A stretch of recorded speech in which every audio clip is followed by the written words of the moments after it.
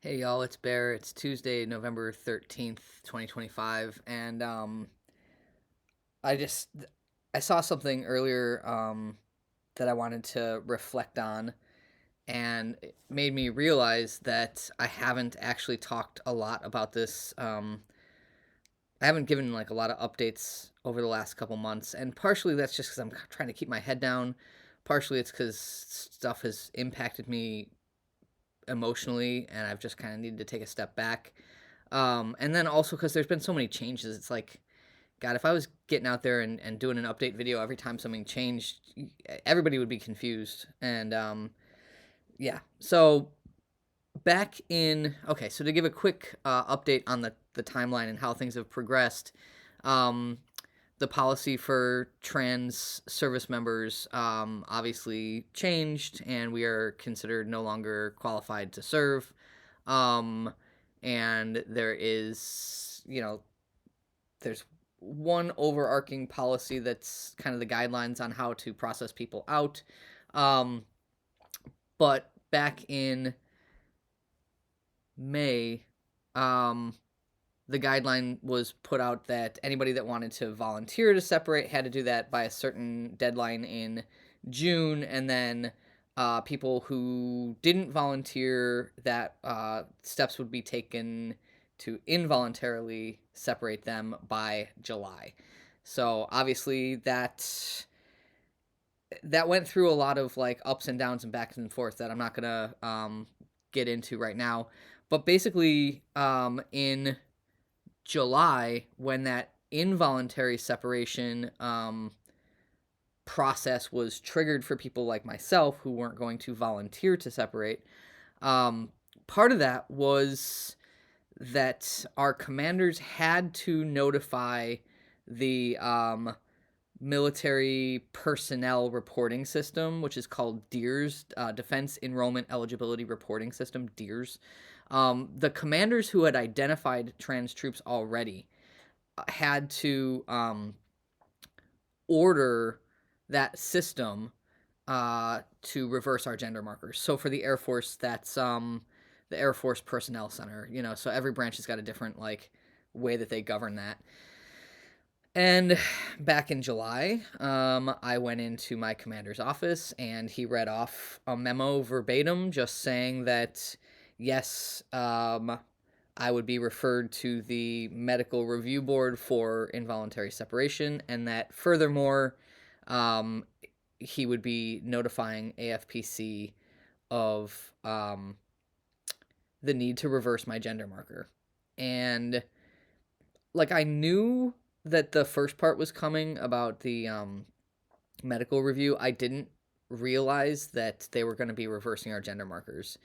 And so that was kind of like it took me back. And what that means, though, is that a person who looks like me and I pass in public as male, right? Like, I get clocked by people in the queer community as a trans guy, but not so much like just in general, and I haven't been misgendered by a stranger in a very long time, right? So someone who looks like me, who looks generally male, is now female in the military personnel reporting system.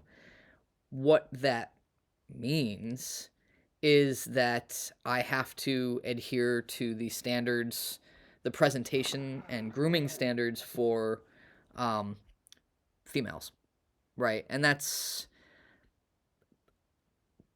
hairy and that's confusing. Like, are women barred from having facial hair per the dress and appearance um, standards? It doesn't actually say, but there's a big kind of question like, am I allowed to look how I look and put on a uniform? But more importantly, what it really, really means is that the private spaces have to be, relegated, right? So now my gender marker in that personnel system is female, which means that I have to use the quote unquote private spaces of females on military installations. So that's including um, bathrooms, locker rooms, and if I was still working, that would also include dormitory situations. So they would want someone that looks like me, rooming with, showering with, using locker rooms with, and bathrooms with women. Um, and so, that one of the reasons that many people are on administrative leave waiting for their separations is because of this, right? Because we have to adhere to dress and appearance, and for some people who have grown their hair out and have been living as women, that would require them to get like a high fade, cut their nails, take out piercings, which is all a difficult thing to do when you've struggled with and accepted your gender identity, to just have it sort of taken away. It's borderline forcing somebody to detransition. Again, for me, it would be super simple to adhere to it. I'd have to like shave my mustache, and then I'm just kind of living in the gray area. The uniform is generally considered gender neutral, except for dress uniforms, which again, that's why we're on administrative absence. Many, not all. But the other, some people have said like, oh, could you stay in and try to serve as your birth sex. Like, the idea of going and like dorming with and being in the open bay showers with like women is not just about making me uncomfortable, it's about making them uncomfortable. In general, I'm seen as a guy, um and that would be super weird. So I'm not going to get into the perspective of trans women, but the whole thing is just kind of like jarring.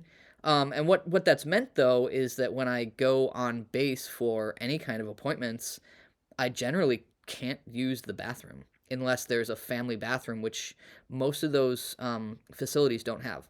They don't have gender neutral bathrooms. They have specified private spaces. So, you know, I'm a female in the system, which means I was ordered to use women's private spaces, and I don't feel comfortable doing that.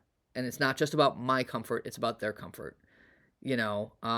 Somebody who like knows me and knows what I'm going through might like be like, okay, I know. Somebody else might like literally go and tell security that there's a dude in the women's bathroom.